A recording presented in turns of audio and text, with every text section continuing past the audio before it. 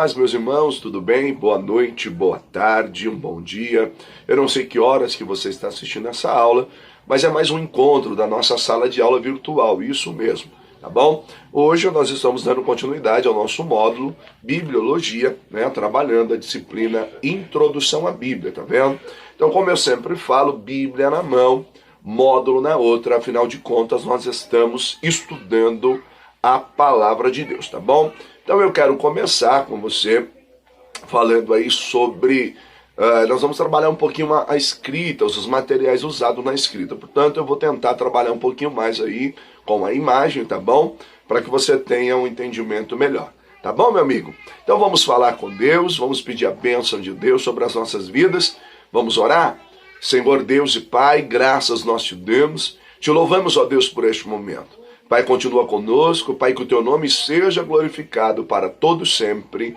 Amém e amém. Glória a Deus. Vamos lá para a nossa aula de hoje? Começando então. Bom, vamos lá, lição de número 8 então, nós vamos falar sobre a origem da escrita e a Bíblia, isso mesmo, tá? Vamos lá, abre o seu livro aí, vamos olhar comigo aí. Então, irmão, quando Deus escolheu um meio para transmitir a sua verdade aos homens, Deus fez uso de vários recursos, né? Então, Deus vai usar aí os anjos, vai usar os profetas, a própria revelação do Filho, né? O Verbo encarnado. É como nós temos aí no texto de Hebreus, que você está vendo aí, ó. Há muito tempo Deus falou de muitas vezes e de várias maneiras aos nossos antepassados, por meio dos profetas, mas nesses últimos dias falou-nos por meio do Filho, a quem constituiu herdeiro de todas as coisas e por meio de quem fez o universo. Bom, então como nós vemos aí, Deus ele vai usar os anjos, usa os profetas, e o próprio Deus se fez carne, né? Então tá aí a ideia de que você tem a revelação de Deus. Mas eu quero chamar a tua atenção para algo interessante. Por quê? Porque Deus decidiu fazer com que a sua mensagem se tornasse algo permanente e se imortalizasse por meio do registro escrito entregue aos homens. Você há de lembrar comigo que nós trabalhamos numa outra aula e um detalhe interessante, porque Moisés resolve deixar registrado, porque ele disse que logo ele iria morrer e depois o povo poderia esquecer. Então, antigamente, você tinha aquilo que nós chamamos de uma tradição oral, né, que era passado de pai para filho, ensinando os preceitos do Senhor. Mas Deus também vai lançar a mão da escrita. Então, a ideia, é a vantagem de que a escrita, ela tem, fica registrado, algo fica arquivado, né? Então, Deus vai fazer uso também desse meio que é a escrita. Então, nós vamos trabalhar um pouquinho a ideia agora do surgimento da escrita, tá bom? Nós vamos entender essa ideia aí do surgimento da escrita. Bom, na pré-história o homem buscou se comunicar através de desenho feito nas paredes, nas cavernas, através desse tipo de representação que era conhecido até como pintura rupestre, né? Bom, deixa eu começar a pensar com você aqui. O que é pré-história? O que é pré-história? Bom, quando se fala de pré-história, eu acredito que veio na sua mente aí logo aquela ideia, né, do Tiranossauro Rex, dos dinossauros, o homem das cavernas e aquela coisa toda. Não, bom, vamos tentar entender. A pré-história, na verdade, é o período da história do homem anterior à escrita, né? É anterior à escrita. Então, na verdade, quando começa a história? Quando começa a escrita, quando começa a ser registrado tudo aquilo. Então, você tem aí o surgimento da escrita já nesse começo. O homem fazia esse tipo de pintura rupestre. Então, trocavam mensagens, passavam ideias, né? Transmitiam desejos e necessidade. Porém, ainda não era um tipo de escrita, pois não havia uma organização e nem mesmo um padrão, né, das representações gráficas. Então a gente precisa entender que foi somente na antiga Mesopotâmia que a escrita foi elaborada e criada. Então você tem a data aí por volta de 3.500 a.C. Os sumérios desenvolveram a escrita cuneiforme, né, que eles usavam placas de barro onde cunhavam essa escrita. Então o mais antigo registro está escrito, que se tem notícia, foi encontrado na cidade de Ur, que, né, é a atual região do Iraque. Então, muito do que nós sabemos hoje, na verdade, vem do período da história. Nós devemos essas placas de argila com registros cotidianos. Então, eles registravam ali questões administrativas, econômicas, políticas da sua época. Como exemplo desse tipo de escrita, nós temos uma descrição sumeriana bem antiga do dilúvio, né, que teria sido gravada em 2100 a.C., mais ou menos. É interessante que você tem nessas placas, né, nessas tabuinhas de argila, você tem registro de um dilúvio. Então você percebe o quanto isso foi importante, o quanto isso contribuiu. Então é provável que a escrita entre os sumérios tenha surgido a partir da necessidade da contabilidade e a organização do templo. Por quê? Porque eles deveriam ser registrados. Por exemplo, só para nós entendermos, quantas ovelhas foram fornecidas a um pastor, ou quantos jarros de semente foram entregues. Então essa contabilidade era feita em tabuinhas de argila, onde eram traçados caracteres, ou seja, figuras, né? Sinais como um jarro, como uma cabeça de touro, desenhos que representavam aquilo que estava sendo contabilizado. Então era algo bem no começo mesmo, então era para se ter uma ideia. Então você tinha ali, eles desenhavam um triângulo com 2 chifres, e aquilo parecia ali um boi, um touro. Você tinha a ideia de um desenho que parecia uma ovelha. E tudo isso era usado na contabilidade, até mesmo no templo. Os egípcios antigos também desenvolveram a escrita, né, quase na mesma época que os sumérios. Existiam 2 formas de escritas no Antigo Egito: a demótica, né, que é uma mais simplificada, e a hieroglífica, que é uma mais complexa e é formada por desenhos e símbolos, né? A gente até coloca um desenho aí para você dar uma olhada, tá bom? As paredes internas das pirâmides eram repletas de textos e mensagens, né, que falavam sobre a vida dos faraós, orações. Eles tinham uma ideia dessas mensagens, eram próprias para espantar saqueadores, né, uma vez que os faraós eram enterrados com todos os seus bens, né, e eles tinham ali aquela preocupação de alguém querer saquear. Então você tem aí toda essa ideia. Mas vamos pensar um pouquinho sobre o avanço da escrita. Ainda que o Antigo Testamento nada diga a respeito do desenvolvimento da escrita, nós podemos discernir, queridos, pelo menos 3 estágios desse desenvolvimento. Então, no primeiro estágio, acham-se os pictogramas, ou seja, eram representações rudes que antecederam a escrita atual. É um pouco daquilo que nós já falamos. Então, eram figuras que representavam seres humanos ou animais, né, como o boi, o leão e a águia. Com o passar do tempo, os pictogramas foram perdendo a sua posição dominante, né, e aí, com o meio de comunicação, a escrita foram também substituídos por ideogramas. O que seriam esses ideogramas, na verdade? Figuras que representavam ideias em vez de pessoas e objetos. Então, um objeto como o sol representava o calor. Por exemplo, um homem, né, de idade representava a velhice, a águia era a ideia de poder, o boi fazia uma ideia ali de força, né, o leão, realeza e etc, né?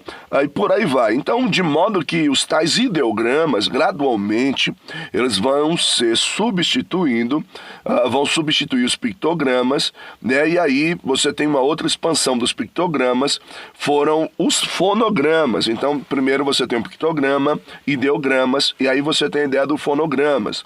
Os traços, né, que representavam os sons, em vez de objetos ou ideia.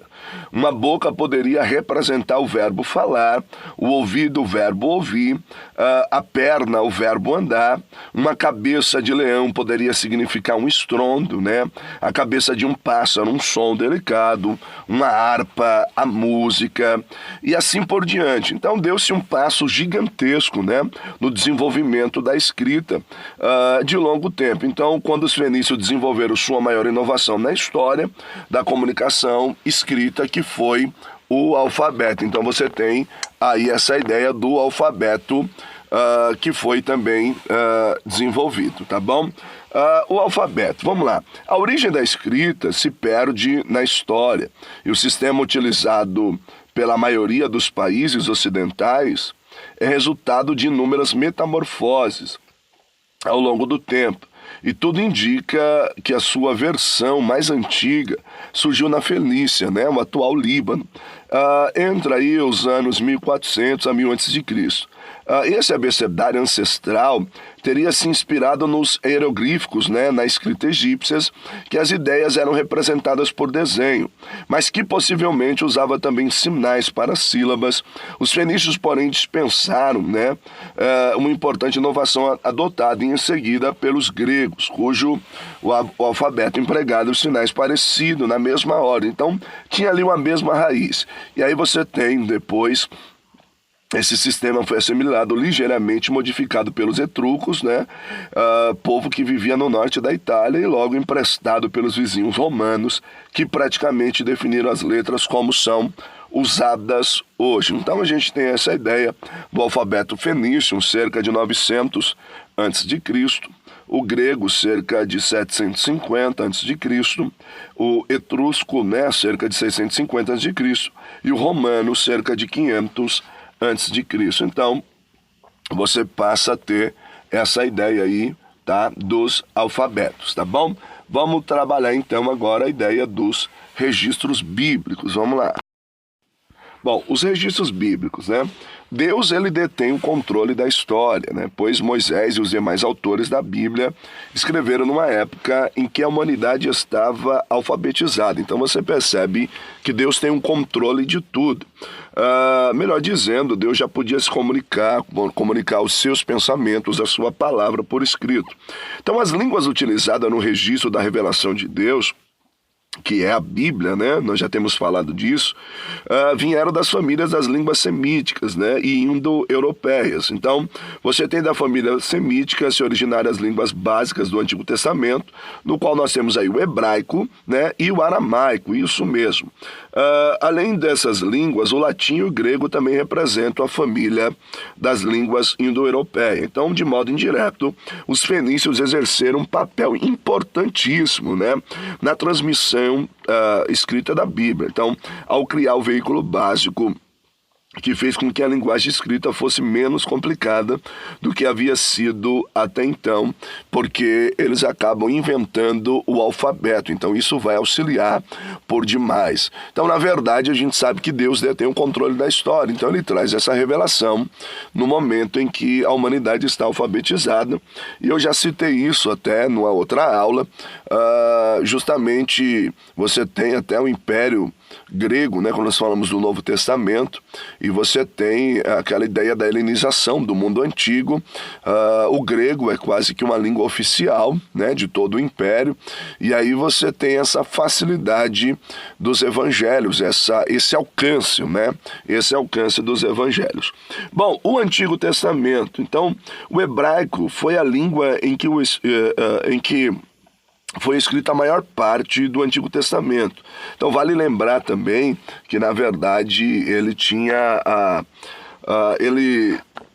ele tinha muitas porções em aramaico. Então, alguns trechos você tem do Antigo Testamento em aramaico. Então, uma segunda tradição, o aramaico teria vindo, né? Segundo a tradição judaica, teria vindo de Arã, filho de Sem e neto de Noé. Arã foi pai da antiga civilização dos arameus.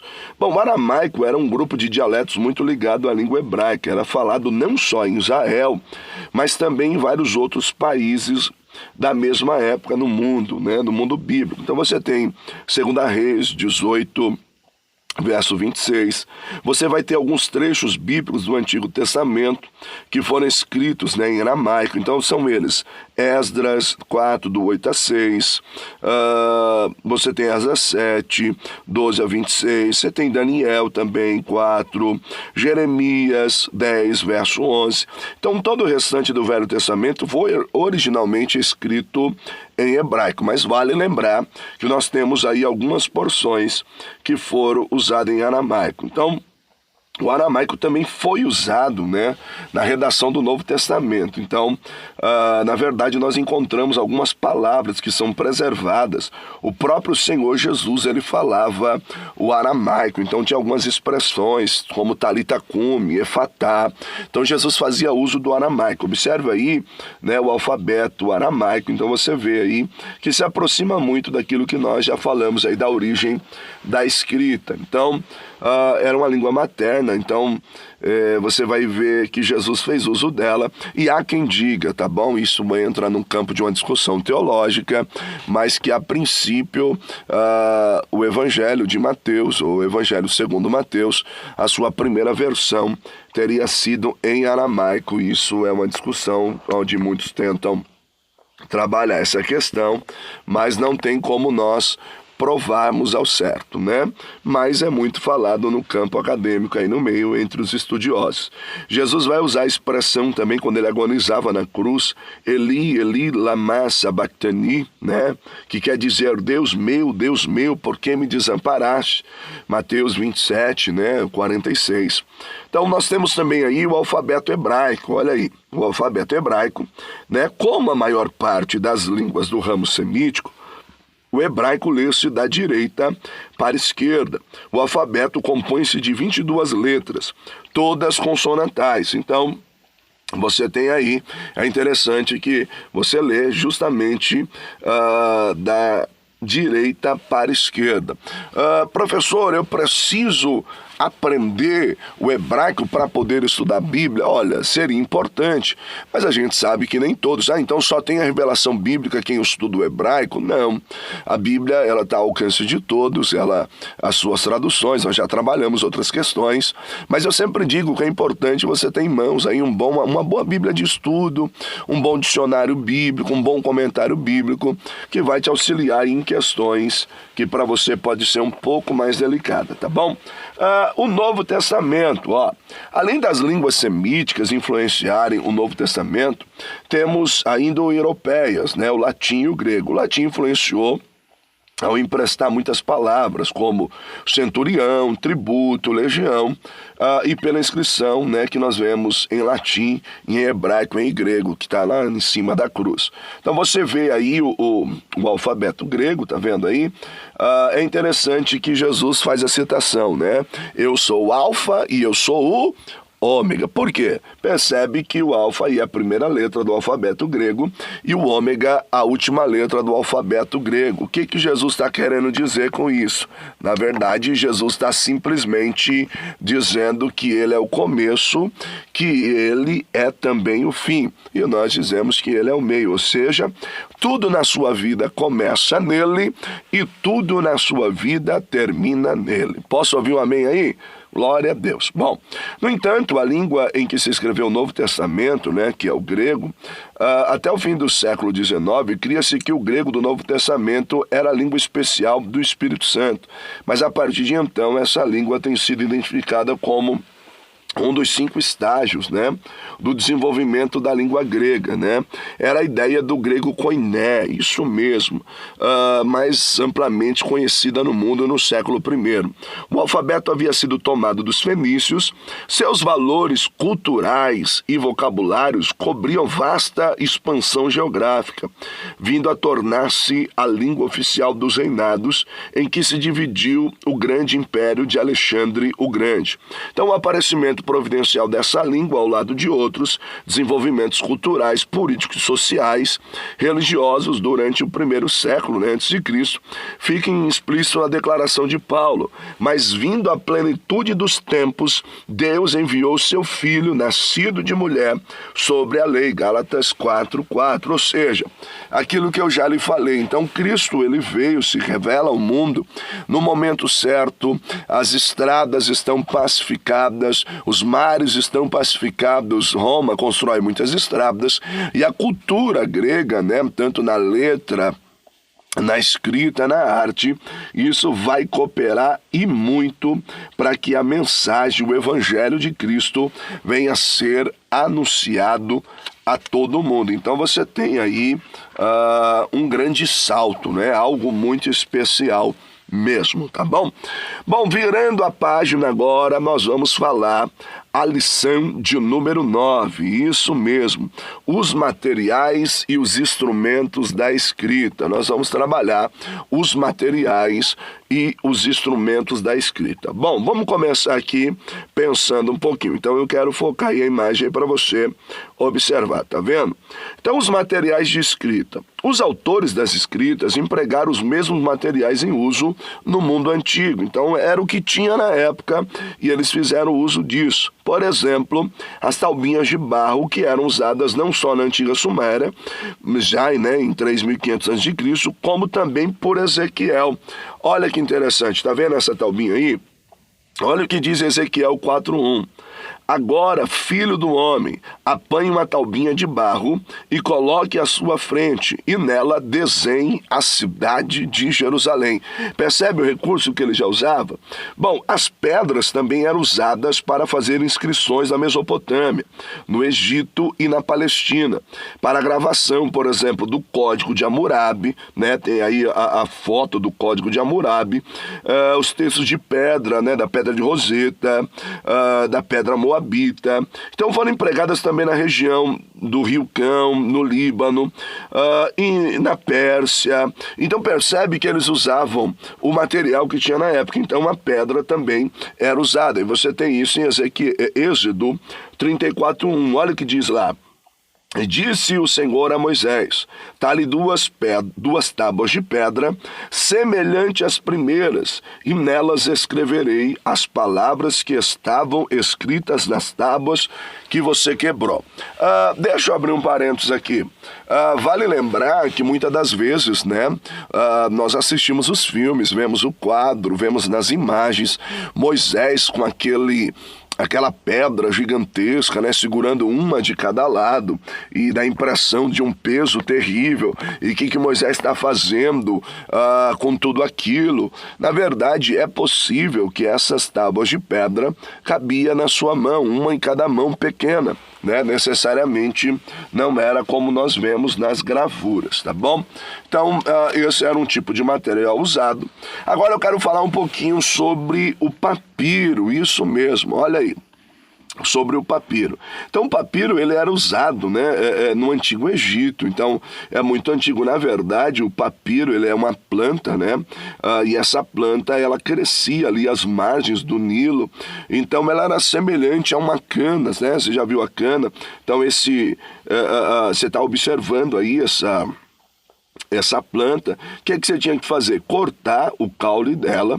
Você cortava o caule dela e a partir daí depois você cortava elas em tira. Era importante você espremê-la, né, amassá-la, para tirar também o líquido que havia dentro dela. Por quê? Porque senão ela partiria fácil. Então você teria que secá-la. Depois você colocava ela na água e depois, alguns dizem que pelo menos 3 dias, para depois você vir e ir traçando ela, colocar ela sobre uma superfície e depois prensá-la e deixá-la secar. Então era assim que eram feito o papiro. Então na época não era tão simples, era um material caro. Então uma folha de papiro, segundo alguns, dizem que chegava a custar de 3 a 5 denários. Um denário é salário de um dia. Então você percebe aí que não era tão simples, igual você fazendo em casa, errou, arranca a folha do caderno e joga fora. Então não era algo que era tão simples, tá bom? Nós temos também o pergaminho, né? E na verdade o pergaminho ou o couro são palavras que designam os estágios de produção de um material de escrita feito de peles de animais. O velino, né, era desconhecido até 200 a.C., pelo que Jeremias teria tido. Aí você tem Jeremias 36:23 em mente o couro, né? Então Paulo se refere ao pergaminhos em 2 Timóteo 4:3 e percebe que era o tipo de material que era usado até mesmo pelos escritores bíblicos. Nós temos outros materiais que eram usados usado para escrita, né? O metal, você tem a ostrarca, né? Que era um pedaço de louça, né? Que era ali riscada, era feito sobre ela. Você tem o pergaminho, então você tinha aí todo esse tipo de material. Então, era o material, era a plataforma, era onde eles escreviam, né? Então, era o papel, papiro, a tabuinha de argila, a ostarca, o pergaminho. E é interessante que esse couro, alguns dizem que usava assim também de animais filhotes, dizem que era muito bom usar esse couro para fazer o pergaminho. Tinha todo um tratamento ali para poder usar. Era sobre isso que eles escreviam, mas qual era o tipo de instrumento? O que eles usavam, né? Para escrever sobre a ostarca, sobre o papiro ou sobre a pedra, né? Bom, vários instrumentos básicos foram empregados para que se produzissem os registros escritos nos materiais mencionados acima. Então, como nós tratamos aí. Então, dentre eles estava o estilo, né? É um instrumento em formato de pontalete triangular, você está vendo aí, com a cabeça chanfrada, que se escrevia e era usado de modo bem interessante. Por quê? Porque ele fazia, né, entalhes nas taubinhas de barro ou de cera, que também era usado, e às vezes era denominado pena pelos escritos bíblicos. Então eles usavam a pena, usavam também algo desse tipo, assim. É interessante que quando você fala de estilo, dentro da cultura grega, se fala assim, cada um tem o seu estilo. O que é a ideia do seu estilo? Era justamente essa ponta, é da onde vem essa ideia. Não, fulano tem um estilo assim, ele escreve no estilo assim. Então, daí que vem essa raiz de estilo, tá bom? Você tem aí Jeremias 17:1. O pecado de Judá está escrito com um ponteiro de ferro, com ponta de diamante, gravado na tábua do seu coração e nas pontas dos vossos altares. Jeremias 17:1. Nós temos um outro instrumento também, você está vendo aí, o cinzel, né, que era usado para fazer inscrições em pedras, né, como em Josué 8:31-32. Jó refere-se também ao cinzel, denominando pena de ferro, né, Jó 19:24, com a qual se poderiam fazer gravações na rocha. A pena era usada para escrever em papiro, em couro e em velino, e em pergaminho. Esse ponteiro aí, conforme você está vendo o desenho, cinzel, na verdade, é semelhante ao ponteiro de um pedreiro, não tem? Então ele vai talhar alguma coisa, né? Quem trabalha aí com artes vai talhar, vai escrever alguma coisa, e ele tem ali aquela ponta de ferro e vai com um martelo, vai ajudando, vai fazendo, né? Então, os instrumentos eram usados pelo escriba para desempenhar as tarefas escriturárias. Então você tem Jeremias, que se refere a um canivete que alguém usou a fim de destruir um rolo. Então são materiais que eram usados na escrita. Então o seu uso mostra que o rolo teria sido feito, né, em um material mais forte que o papiro, que podia ser rasgado. Então você tem um canivete, também era usado quando o escritor desejava, até mesmo para afiar essa pena, né? Eles usavam um tinteiro. E que tipo de tinta era? Era uma fuligem, coisas até mesmo da natureza que eles usavam como tinta. Então havia ali uma mistura de uma fuligem e eles acabavam usando isso para pintar, tá bom? Para escrever, na verdade, né? Semelhante até os índios fazem hoje, se você observar. Tá bom, meus irmãos? Então são esses os materiais da Bíblia, né? Essa é a nossa aula, os materiais que foram usados. É importante nós termos a ideia da história, da escrita, ver como Deus trabalhou na história, observar como Deus abençoou tudo isso, a maneira que Deus agiu de maneira, né, tão linda, fazendo recurso, usando o recurso disponível na época para que a sua palavra ficasse imortalizada. Então eu quero chamar a tua atenção a isso. Por quê, queridos? Porque, na verdade, você vê o trabalho que era para que um escriba ele tivesse, né? Alguns eruditos dizem que, na verdade, por exemplo, os escritores, como Paulo, muitas das vezes fez uso de um amanuense, que era isso, um escriba, contratava alguém ali para escrever enquanto ele ditava, e há quem diga que eles escreviam primeiro numa plataforma de cera, para evitar os erros, só então depois passar para o papel, que era algo caro, o pergaminho não era algo tão simples. Por que eu estou te falando isso? Para que nós venhamos valorizar a palavra de Deus que nós temos. A Bíblia, nós temos ela impressa, nós temos ela digital. Meu irmão, você tem tanta Bíblia e talvez você não dá valor, talvez você não tenha lido a palavra de Deus, talvez você não tenha valorizado o que muita gente sofreu para que esta Bíblia chegasse nas tuas mãos. Então valorize a tua Bíblia. Quantos irmãos esquecem a Bíblia na igreja e nem se dão conta em voltar? Por quê? Porque não tem vida com a Bíblia.